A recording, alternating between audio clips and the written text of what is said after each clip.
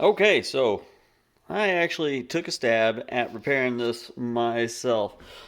I did not film the actual replacing of the capacitors here because, well, soldering things on is boring, and the removal process I figured I wouldn't put on there because it might have offended some of my more more sensitive viewers because I just grabbed them and ripped them right off the board.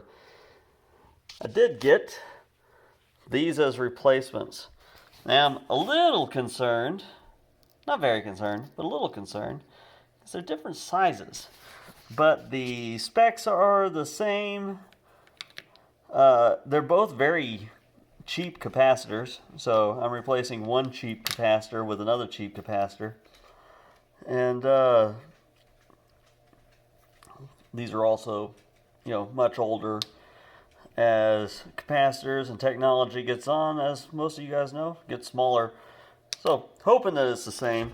I did choose to only replace the popped ones versus replacing them all.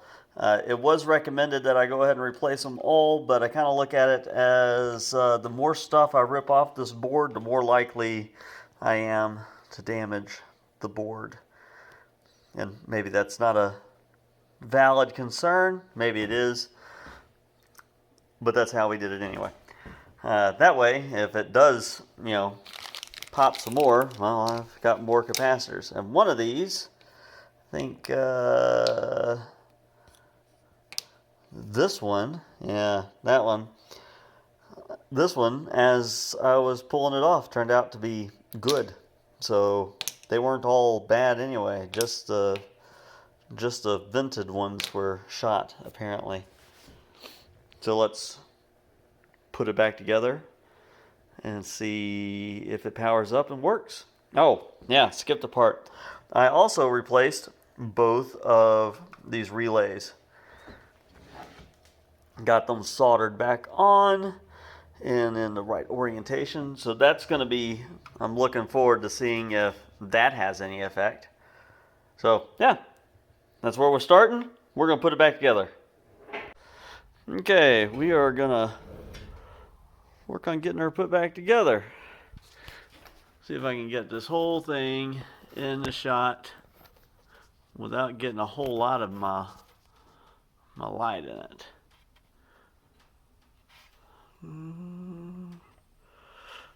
That's most of it.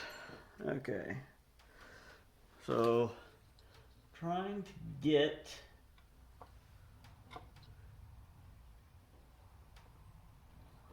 perfectly lined up where it was.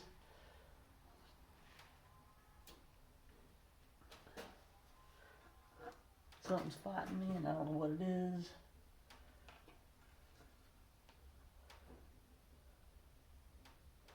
I'm scared to just push hard because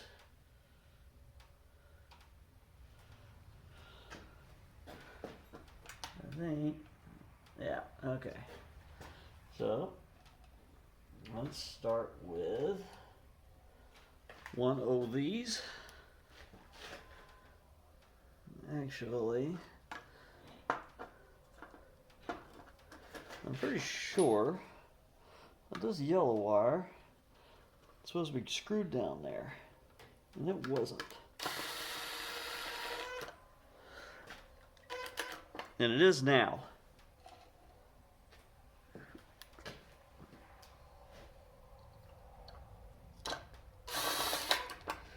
I'm going to be going a very immature, irresponsible way, and well, this thing is going to be lucky to get all the screws back in it that I took out of it.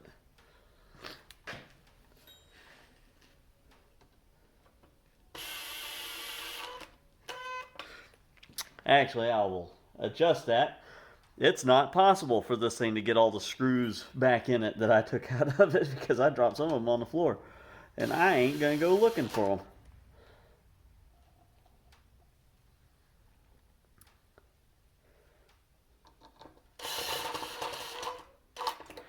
Especially, like there's some that are down here And this, like this screw, and then there's two on this side.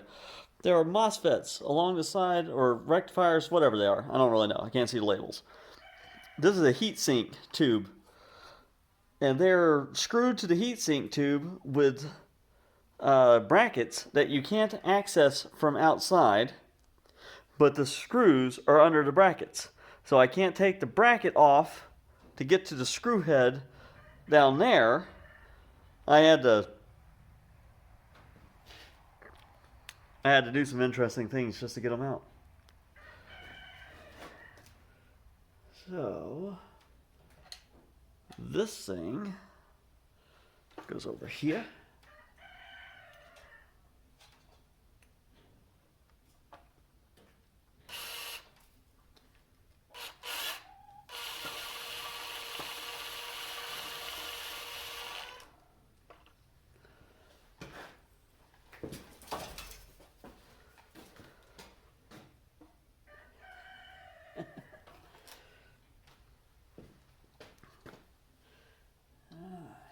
These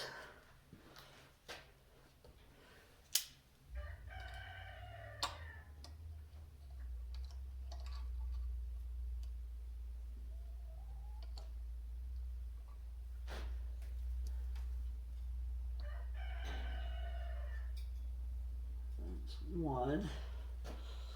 Those little holders are a bit of a pain.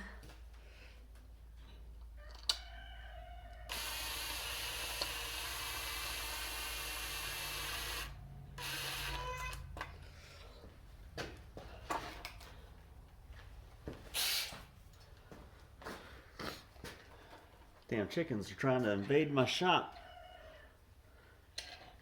Alright. So, let's get this one over here.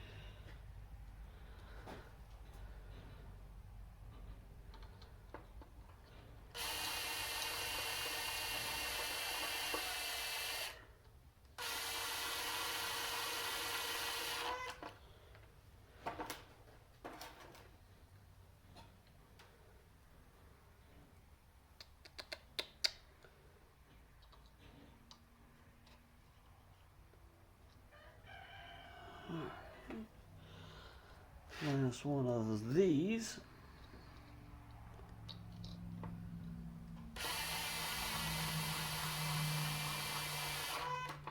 Okie dokie. Alright. Well, that's that. And then two of these black ones hold our end cap on.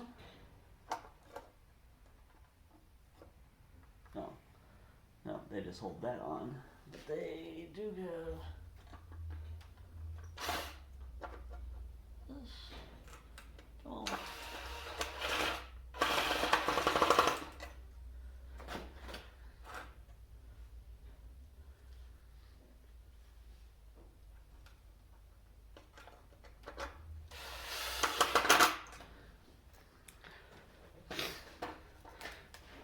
Of course, maybe it makes sense to other people and it just doesn't make sense to me, but this is something I thought about just the other day.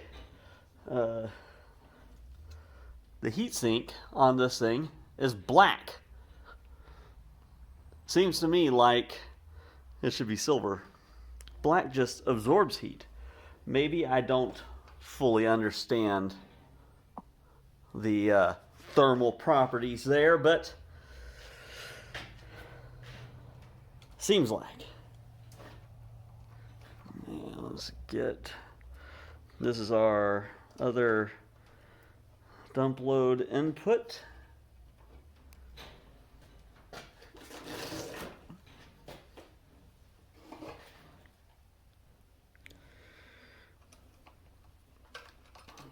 Let's see. Nut that goes on it that doesn't seem to be 5mm, also isn't 6mm, but isn't 5.5mm. It doesn't seem to be any size.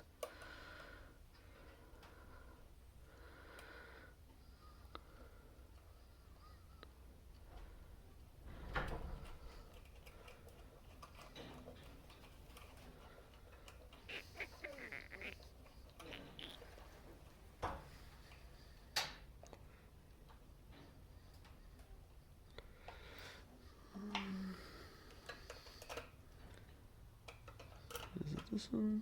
Yeah.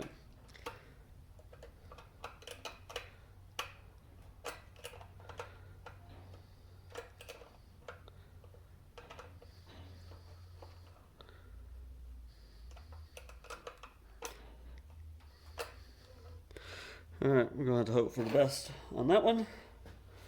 Okay, then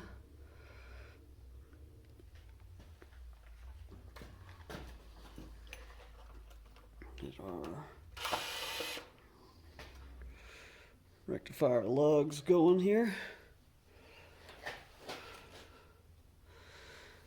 Which one of these, man, I gotta look at my picture. And I'm glad I took a moment to check the picture out, because I was about to hook that up to the wrong side. Okay, so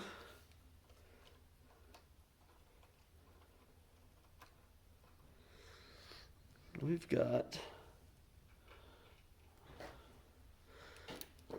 these two go over here on the DC side. And honestly, had I thought for one whole second, I would have realized that that was wrong anyway.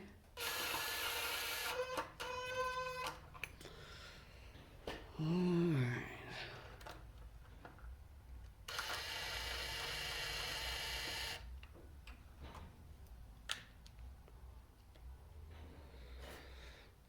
It's a common theme in my life is, oh, I have a problem.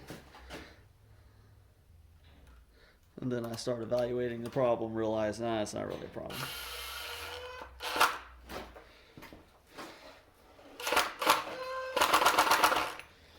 Okay, that's nice and snug. That's nice and snug.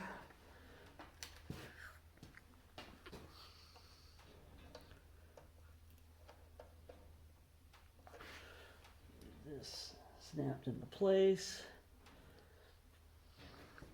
Okay.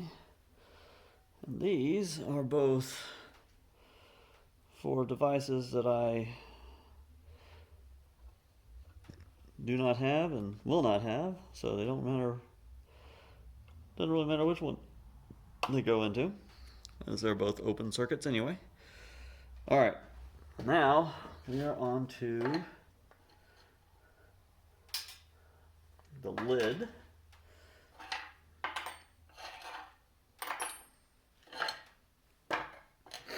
And this is our battery here, which is a CR1220. That battery's shot. I'll have to find another one of those. Okay. Which side is the top? That side's the top. Plug this back in.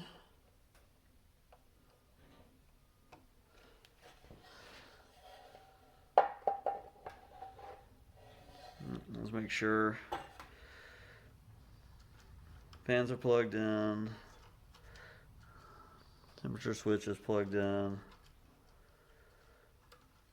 that's set up. I didn't disconnect anything else. I think that that is everything. All right.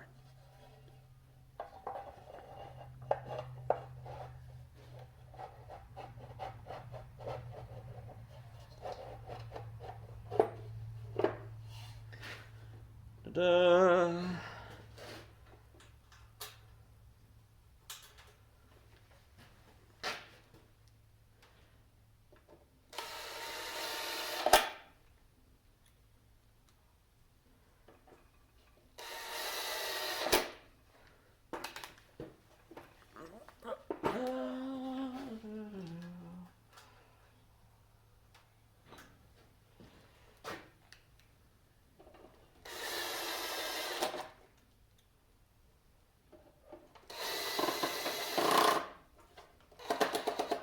Okay, all right. Now we stick it back on the wall, put some power to it, and see what happens. Okay, so I got it set back up on the wall, and well, let's turn the power on first. Make sure no more smoke happens. See if the menu comes up where we can set things up. Let's get our blade back. Nope, that's on. Okay, everybody cross your fingers and your toes. Come on.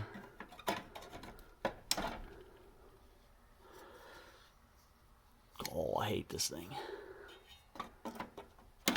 There we go. Uh-oh. So it actually came up as... Oh. Hertz Blaster. I don't know if that's right. I don't remember that. But the 2000G voltage is right. Let's see here. Nope, I don't think that's right at all. Huh. No, we're not going to save any of the settings. Okay, so don't smell anything. All right, so this is what we're starting with. I wish the display would stay on. It used to just stay on, and now it doesn't. Oh well. Okay. So we were able to fire it back up, and no errors. No errors right off the bat. So we'll see what happens. I do have this. All right. So I replaced the relays. So theoretically, the dump load should work now. I have got these two resistors are really only capable of dealing with about 1,000 watts, allegedly. I don't know. I've never really tested them. They are 2 ohm resistors that actually came with that inverter, but never really used them with that inverter. I think that 2 ohms is about right. I've seen others say 2 ohms. We'll see. I'm not going to leave a turbine on it right now. Hopefully we'll have some wind tomorrow. Whenever I started putting the video together, it was blowing like crazy out here, and yeah, I'm going to point this at the sky like you guys can see my turbines. But anyway, it's dead calm outside now. So hopefully tomorrow we'll have a little bit of wind and I'll be able to test this thing out. I do have these. This is 2 of them. I got them set up in parallel. I think that that's the right way to do it. I always have a hard time remembering this with resistors, whether in parallel keeps the same resistance but doubles the load versus series, and whether a series is what halves the load or doubles. I don't know. I'm going to try it this way because I want to double the load. What I've learned about the internet is that if you do it right, no one will notice. But if you do it wrong, someone will threaten to kill you. So that's where we are. Hopefully over the weekend I will have one more video showing whether or not this is gonna work. So stay tuned. And thanks for watching, guys. I hope you all have a very wonderful weekend.